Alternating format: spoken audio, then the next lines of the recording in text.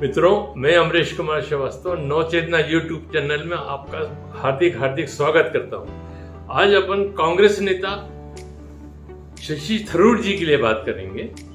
शशि थरूर एक भारतीय राजनीतिज्ञ हैं और एक राजनेता भी हैं और एक साहित्यकार हैं। इन्होंने कई जगह काम किया और इन्होंने पूरे विश्व के कई देशों के लिए इन्होंने काम किया। इनका जन्म लंदन में एक मलयाली नायर परिवार में हुआ था। ये जात से ब्राह्मण थे। इनका जन्म 9 मार्च 1956 में हुआ था। इनकी पत्नी का नाम तिलोत्तमा मुखर्जी था। ये कैलाशनाथ काटजू की पोती होती थी।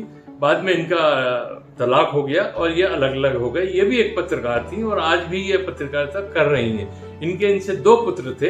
एक का नाम ईशान था, एक का नाम कनिष्क था। शिक्षा के लिए इन्होंने सेंट स्टीफन कॉलेज दिल्ली से इन्होंने करने के बाद इन्होंने MA PhD स्टफ यूनिवर्सिटी से किया, जहां इनको रॉबर्ट बी स्टीवर्ट नाम का एक इनाम भी मिला जो कि सबसे मेधावी और अच्छे छात्र को दिया जाता है। वो इनाम भी इनके नाम पे हुआ। इनके चाचा, जिनका नाम परमेश्वर थरूर है, इन्होंने भारत में रीडर डाइजेस्ट को संस्थापक माने जाते हैं। इन्होंने ही ये पत्रिका शुरू की थी, जो कि आज भी प्रचलन में है। भारत में राजनीतिक कैरियर शुरू करने से पहले इन्होंने 29 वर्ष करीब संयुक्त राष्ट्र में काम किया और वहाँ इन्होंने, तब ये राजनीति में नहीं थे, इन्होंने बहुत सुचारू रूप से काम किया। भारत में इनका राजनीतिक कैरियर 2009 से शुरू हुआ। ये 2009 में जब ये भारत वापस आए तो इन्होंने Bharatiya Janata party, communist party और कांग्रेस पार्टी, इन्होंने तीनों पार्टियों से संपर्क किया। Bharatiya Janata party, communist party और उस वक्त CPIM और CPI से काम किया इन्होंने, और बहुजन समाज पार्टी का भी इन्होंने अध्ययन किया और लोगों से संपर्क किया। मगर इन्होंने अपने आप को कांग्रेस के करीब पाया और इन्होंने कांग्रेस की प्राथमिकता सदस्य ले ली और ये कांग्रेस के कार्यकर्ता बन गए। 2009 में इन्होंने केरल से तिरुवनंतपुरम से चुनाव लोकसभा का लड़ा। तब इनके बारे में कहा गया कि ये कुलीन परिवार से हैं, ये बाहरी हैं और इनका इस देश में या केरल में कोई संपर्क नहीं है।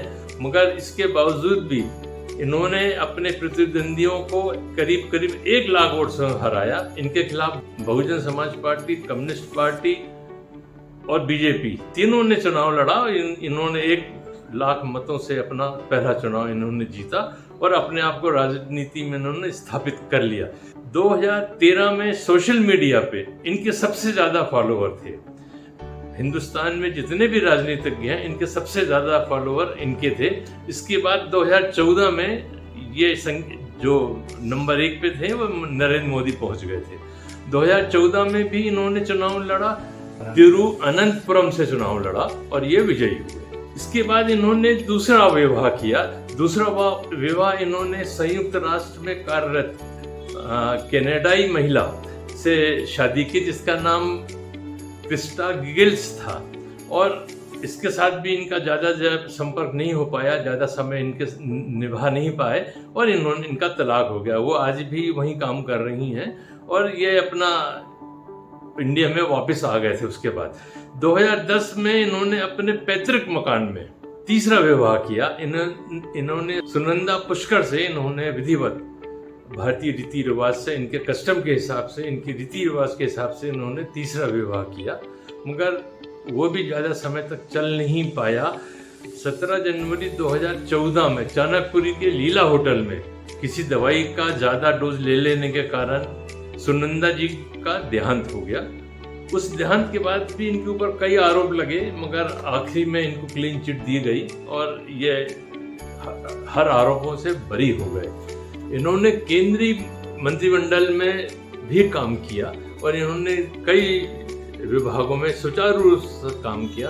28 मई 2009 से 14 अप्रैल 2010 तक ये विदेश राज्य मंत्री रहे, क्योंकि इनका विदेशों में का अनुभव था, विदेशी राजनीतिकों का से इनका संपर्क था। इन्होंने बड़ा सुचारू रूप से काम किया। उसके बाद 28 अक्टूबर 2012 से 15 मई 2014 तक ये मानव संसाधन और विकास राज्य मंत्री रहे, जबकि प्रधानमंत्री श्री मनमोहन सिंह जी थे।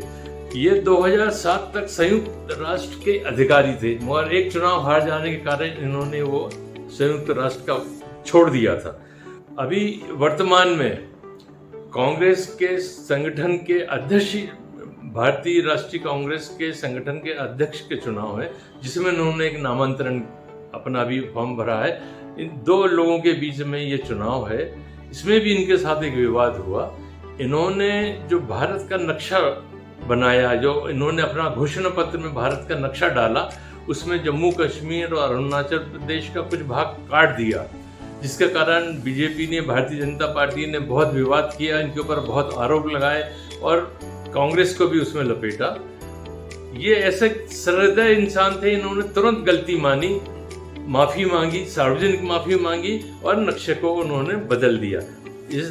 इस वक्त हिंदुस्तान में बहुत कम नेता ऐसे हैं जो अपनी गलती को मानते हैं और उसके लिए माफ़ी मांगते हैं। उनमें से एक अपन कह सकते हैं कि ये थरूर साहब भी हैं। आने वाले चुनाव में भगवान से हमारी प्रार्थना है कि उनको विजयी दिलाए और वो एक कांग्रेस का सफल नेतृत्व करें। मित्रों, अगर मेरा ये YouTube चैनल आपको पसंद आया हो तो कृपया लाइक करें, सब्सक्राइब करें, ताकि मेरा उत्साह बढ़ सके। धन्यवाद।